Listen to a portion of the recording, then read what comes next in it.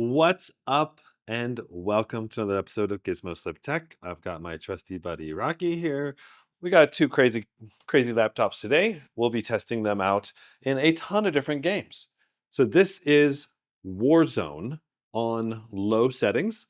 So we're going to just start straight into some tests, and right away you can see the performance differences are insane. 250 FPS, 151 for 1% lows on the Intel 275HX. We're looking at 193 FPS with 138 for our 1% low. So the 1% low difference is not hugely different here, but the average FPS is a huge advantage to the X3D.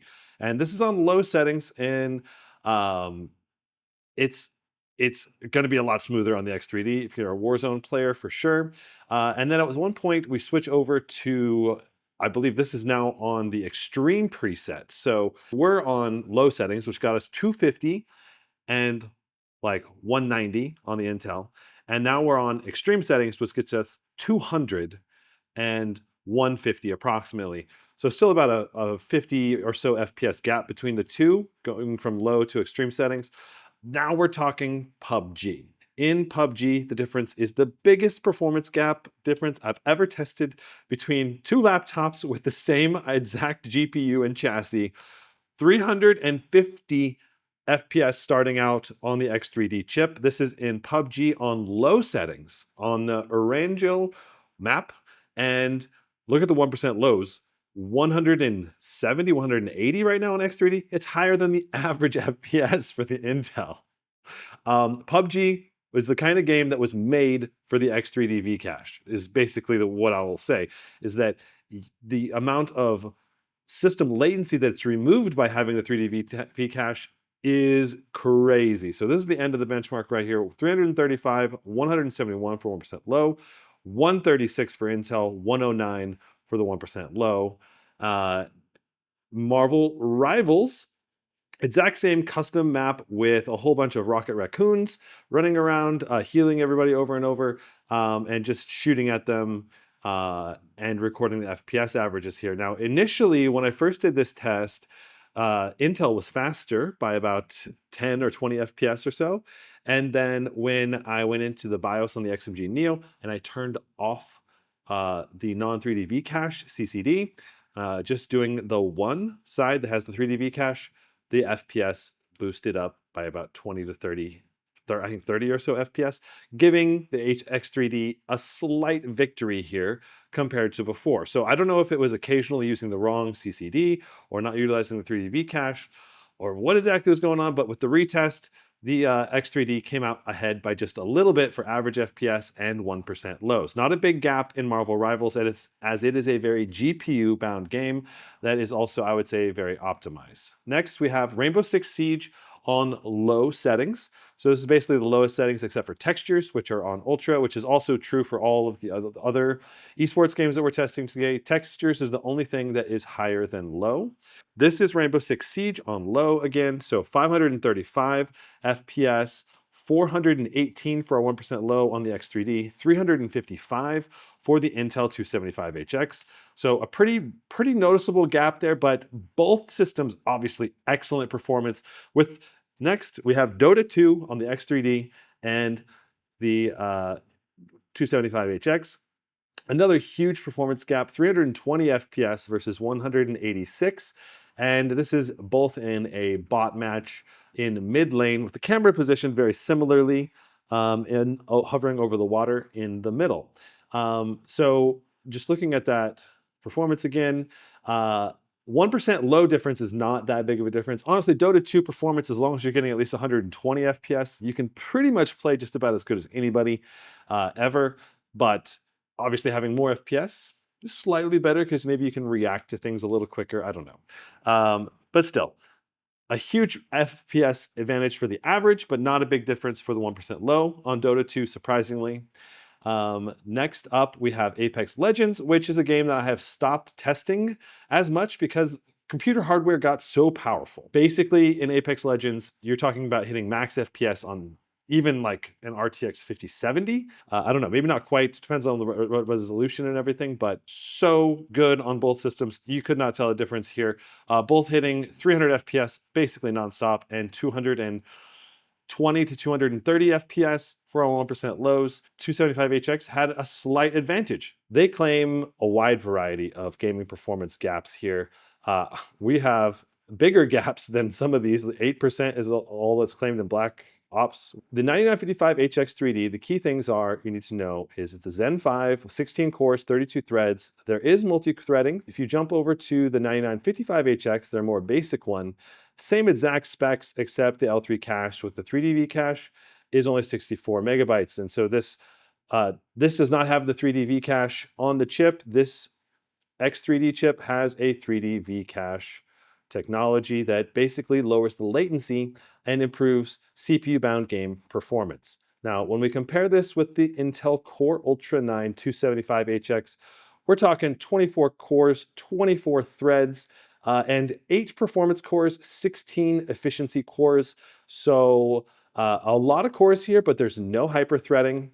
You also can see that the L2 and L3 caches are just a lot smaller. General computing, it feels exactly the same. There we go. All right, so much faster read, write, and copy on the Intel memory chip, which was surprising to me. I was not thinking that it would be so much faster on the Intel chip, but for some reason it is. It may just be a bug in the AIDA RAM speed test, but as far as I can tell, this is accurate. To me, it goes to show you how unimportant RAM speed is in terms of general performance. Like the 3D cache more than makes up for having slower memory in games. I don't know if this is that important for typical game scenarios, but yeah, I don't know. The L3 cache is a lot faster on the X3D chip.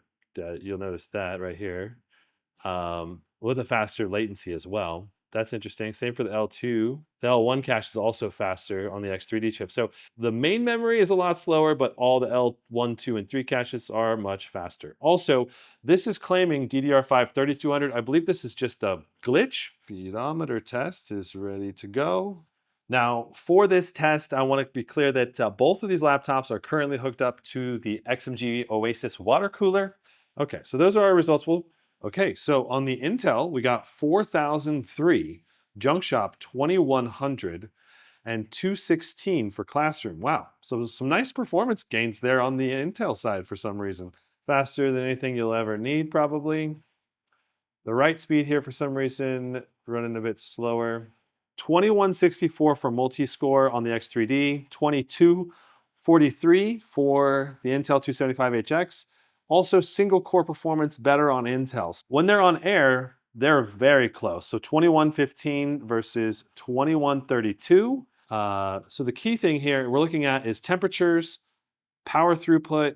So the Intel chip is taking a whole lot more wattage into the chip. It's averaging 169 watts right here. 6 minutes of the run, it's done 170 watts. X3D chip has done 144 watts. And the X3D chip is also, it's bounced off of thermal throttling just a little bit, but the average temperature for the chip is only 90 degrees Celsius, whereas the Intel chip is 96 degrees Celsius. You can see both of these systems though, it's absolutely cranking in terms of performance. Initial power throughput, the Ryzen chip is 166 watts, 165 watts.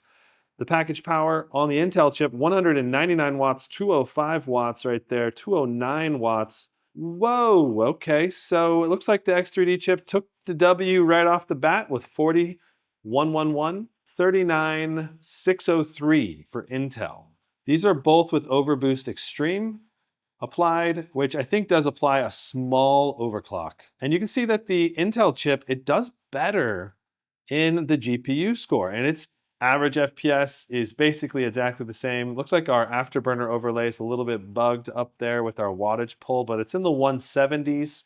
Looks like 174.7, 175, 171, bouncing around. 1% lows appears to be basically identical. Average FPS is 63 versus 62, so that's basically identical. CPU power pull is both in the 20s for the Intel and AMD.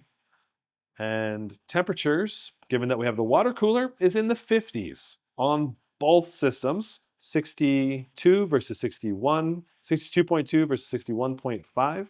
So this is primarily a ray tracing test, Speedway. But I just think that ray traced gaming performance usually translates pretty well to just normal, regular game benchmarks better. So I usually just skip this benchmark. But because we're trying to do as many as we can today, we're doing them all. Basically, or doing a lot of them. So 61.1 FPS on the X3D chip, 61.2 on the Intel chip. Look at us, 320 watts between the CPU GPU right now. Okay, all right. Building the shaders, I suppose we need to let it wait because we're this is the most wattage. Oh my god. Literally 324 watts right now. 25 watts. That is crazy. Okay, all right. I mean, the thing I love about BattleBit is just the amount of players you get. I am bleeding. Yeah, I got him. Oh, I died. Okay, so 349, 203. BattleBit has basically like Minecraft graphics, but you can play it on almost any system and get a better idea of FPS this way too. 353 FPS. The game runs so dang smooth. Let's hop into Helldivers 2. It's not much improved compared to previous 4090 laptops. Maybe a little bit improved, but I'm pretty sure we were doing around 90 FPS to 100 already. So we're only maybe 10 to 20 more FPS, though obviously this is not a like for like necessarily comparison. This guy's just waving a flag. FPS is remarkably consistent. This reminds me of driving a Warthog in Halo. And let's hope the HX3D can fix the optimization of Jedi Survivor to make it a smooth gaming experience. I don't know the controls for this anymore. It's been too long since I've played this game.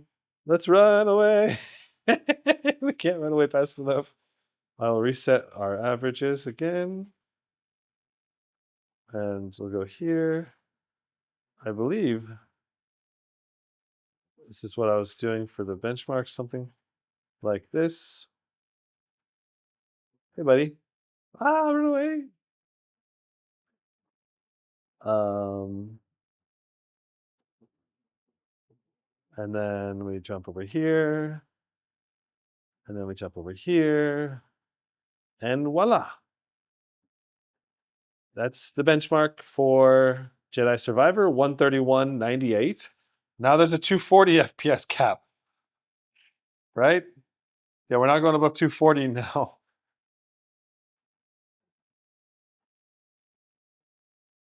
Oh my. He's a meowing boy. Oh, wow, they kill you really fast. All right, so Intel CPU pulling 84 watts, 80 watts. X3D pulling 75, 70, 77, 71. Average FPS 361, 331. So clear advantage to the X3D for average. And for our 1% lows, 302, 236.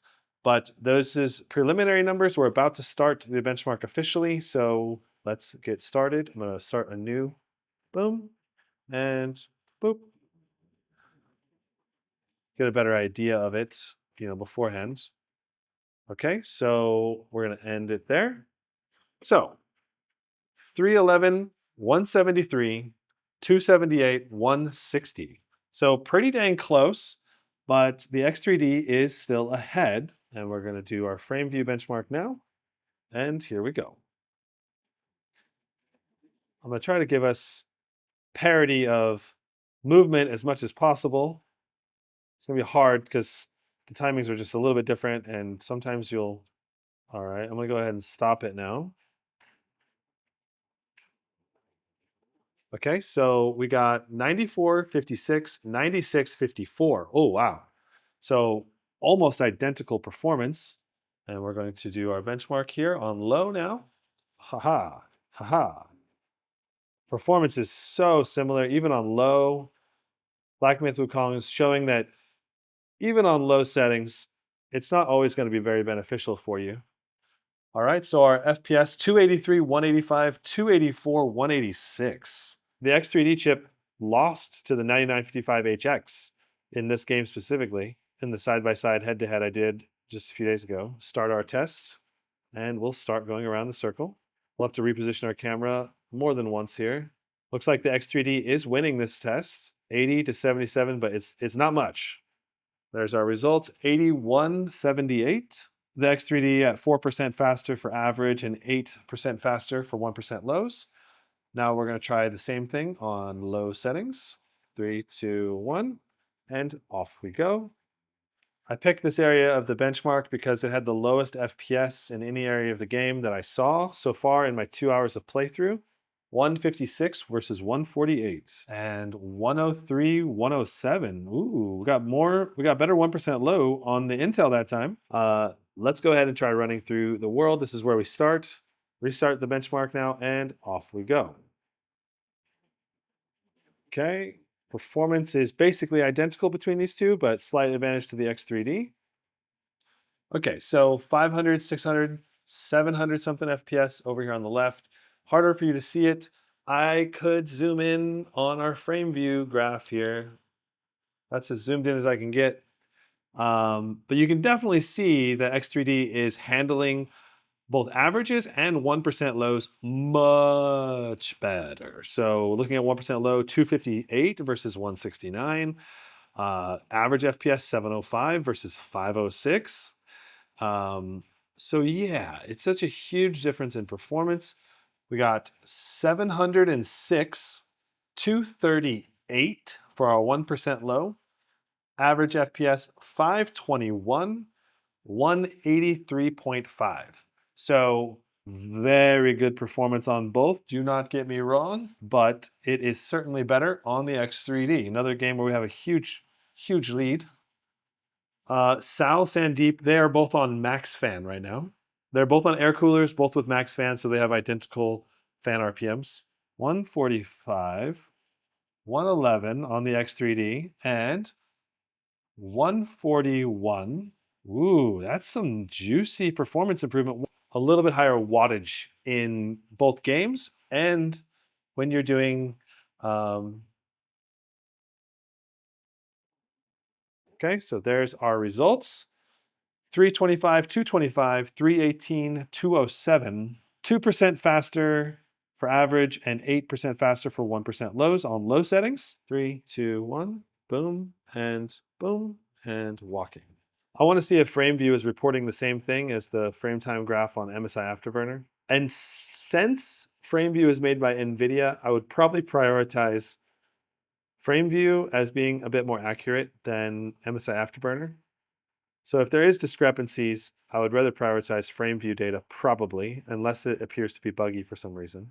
And our results, 168, 113, 163, 109. So FrameView not showing the 1% little blippies. Interesting indeed. And as I said, I would like to prioritize FrameView data. How are we looking? How are we looking? Average FPS, very tight. 1% lows though, going to the X3D. Let's use FrameView to get our official data here. I think it's going to be a little bit more reliable. Looking at our initial data, 283, 289. 1% low, both at 228. All right, so 288, 231, 275, 222. And notice FrameView and MSI Afterburner lined up very tightly that time. We're going to start our benchmark now. Boom, boom, and off we go. Our goal is to walk through all of these bad guys without dying, hopefully. Oh my. Oh, hard to get through them all. Give some more health upgrades. Dodge some more bad guys. I'll get kind of caught up there. Spacebar, please let me through. Oh. All right, 0 F10, 0 F10. Okay, so 320, 275, 317, 270. Oh, that's so close. And off we go.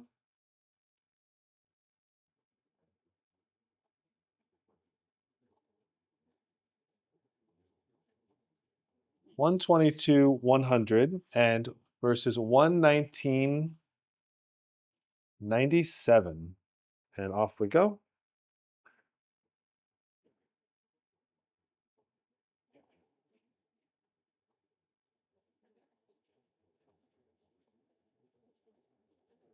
One percent low, actually being better on Intel so far. Very surprising. At least with the MSI Afterburner, we'll see what it is, and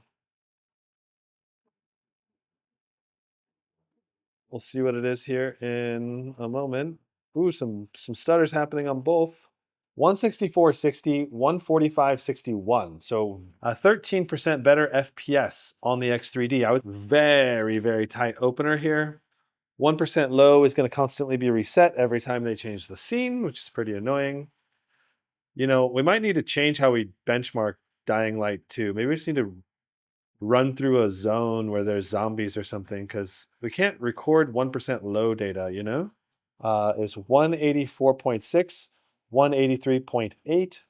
So only 1 FPS difference. 162, 123, 160, 131. Interesting.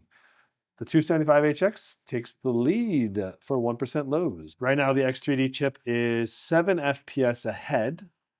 Our 1% low is also being bugged right now. It's at half of what it should be. I think we'll benchmark one of the areas inside the catacombs for now. Average FPS still better in the X3D. Boom. And here we go. So we have a bit of a battle here. All right.